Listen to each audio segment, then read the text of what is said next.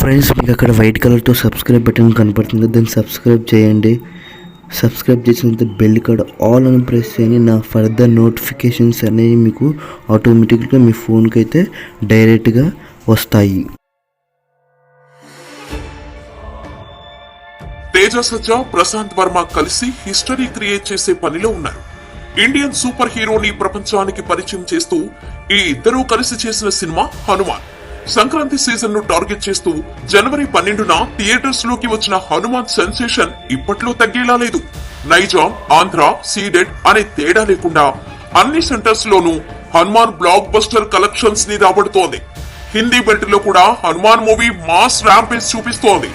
ఇండియాలోనే కాదు, మన ఇండియా సూపర్ హీరోకి నార్త్ అమెరికా కూడా జేజేలు కొడుతోంది. హనుమాన్ మూవీ నార్త్ అమెరికాలో 3.6 మిలియన్ మార్క్ ను క్రాస్ అయింది. ఆ సెంటర్ లో హైయెస్ట్ కలెక్షన్స్ రాబట్టిన టాప్ 5 మూవీస్ లో హనుమాన్ చోటు దక్కించుకుంది. ఈ మూవీ ఎన్నో సూపర్ హిట్ సినిమాల కలెక్షన్స్ ని, స్టార్ హీరోల లైఫ్ టైమ్ కలెక్షన్స్ ని కేవలం వారం రోజుల్లోనే దాటేసింది.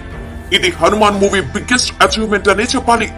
ఓవరాల్ గా హనుమాన్ సినిమా ఫస్ట్ వీక్ 150 కోట్ల గ్రాస్ రాబట్టింది అంటే హనుమాన్ ర్యాంపేజ్ ఏ రేంజ్ లో సాగుతుందో అర్థం చేసుకోవచ్చు. ఇప్పట్లో స్లో అయ్యేలా కనిపించని ఈ మూవీ దెబ్బకు సాహు, ఆదిపురుష్, భరత్ అనే నేను, రంగస్థలం, అలవైకుంఠపురంలో నార్త్ అమెరికా కలెక్షన్స్ బ్రేక్ అయ్యాయి.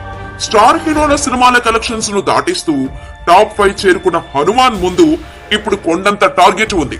బాహుబలి పార్ట్ 1 సినిమా $8.47 మిలియన్ ని కలెక్ట్ చేసింది.